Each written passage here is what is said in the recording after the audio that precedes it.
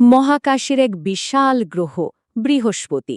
এর গায়ে বিচিত্র রঙের মেঘের রেখা তো আছেই, কিন্তু সবার চোখ আটকে যায় গ্রহটার দক্ষিণ গোলার্ধে থাকা সেই রহস্যময় লাল আভাটার দিকে। আজকে আমরা কথা বলবো সৌরজগতের সেই মহাকাব্যিক ঝড়টা নিয়ে।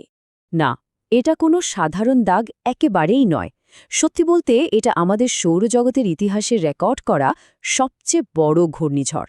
বিজ্ঞানীরা একে বলেন দ্য গ্রেট রেড স্পট বা বিশাল লাল দাগ। আর সবচেয়ে অবাক করার মতো ব্যাপার কি জানেন? এই যে মহাপ্রলয়, এটা কিন্তু অন্তত ৩০০ বছর ধরে একটানা চলছে। ভাবা যায়? চলুন এর রহস্যটা একটু ভেদ করা যাক। তো সবার আগে বোঝা দরকার এই বিশাল লাল দাগটা আসলে কি, আর কেনই বা এটা মহাকাশ বিজ্ঞানীদের কাছে এত বেশি গুরুত্বপূর্ণ। তাহলে আসল ব্যাপারটা হলো এটা কিন্তু কোনো স্থির কিছু না, মানে কোনো পাহাড় বা গর্ত নয়। এটা একটা জীবন্ত, গতিশীল, প্রচণ্ড শক্তিশালী একটা ঝড়, যেটা কিনা শত শত বছর ধরে একই জায়গায় ঘুরপাক খেয়ে চলেছে। এর আকার এতটাই বিশাল যে কল্পনা করাও কঠিন। চলুন এর বিশালতাকে একটু কাছ থেকে দেখার চেষ্টা করা যাক। হ্যাঁ, সময়ের সাথে সাথে এটা কিছুটা ছোট হয়ে এসেছে, কিন্তু এখনও এর ব্যাস প্রায় ১৬,০০০ কিলোমিটারেরও বেশি। এই সংখ্যাটা থেকে এর বিশালতার একটা ধারণা পাওয়া যায়, তাই না? এই স্লাইডটা দেখলে বিষয়টা একদম পরিষ্কার হয়ে যায়। একবার ভাবুন তো, এমন একটা ঝড়ের কথা যার ভেতরে আমাদের পুরো পৃথিবীটাই অনায়াসে ঢুকে যেতে পারে।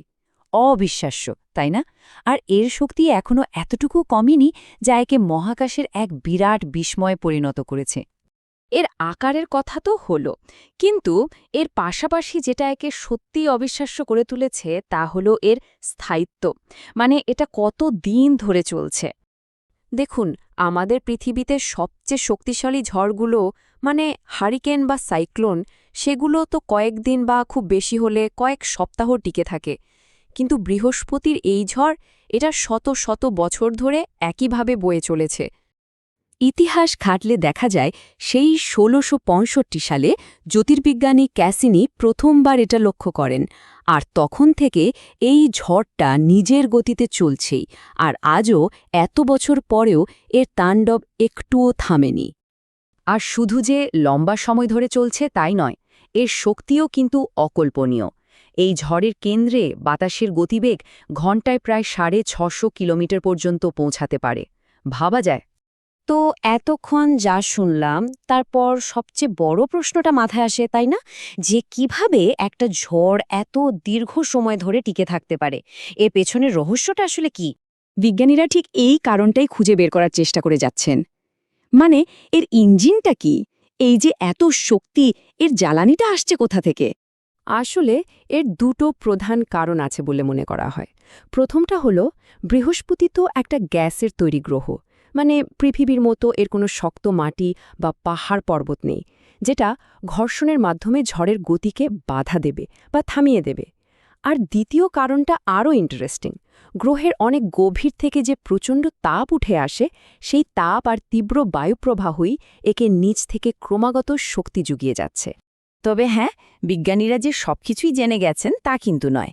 যেমন ধরুন, এর এই যে তীব্র লাল রং, এই রঙের উৎসটা ঠিক কি, সেই রহস্য এখনও কিন্তু পুরোপুরি সমাধান করা যায়নি। এটা আজও বিজ্ঞানীদের ভাবিয়ে তোলে। তো ৩০০ বছর পেরিয়ে গেছে, কিন্তু বৃহস্পতির বুকে এই ঝড়ের তাণ্ডব এখনও চলছে। প্রকৃতির এক অদ্ভুত, অবিনাশী শক্তি হিসেবে এই বিশাল লাল দাগটা যুগের পর যুগ টিকে আছে। এটা যেন মহাকাশের বিশালতার মাঝে এক ভয়ঙ্কর সুন্দর প্রতীক। এই বিশাল লাল দাগটা আসলে আমাদের বারবার মনে করিয়ে দেয় যে এই মহাবিশ্বে এখনও কত শত অজানা রহস্য লুকিয়ে আছে।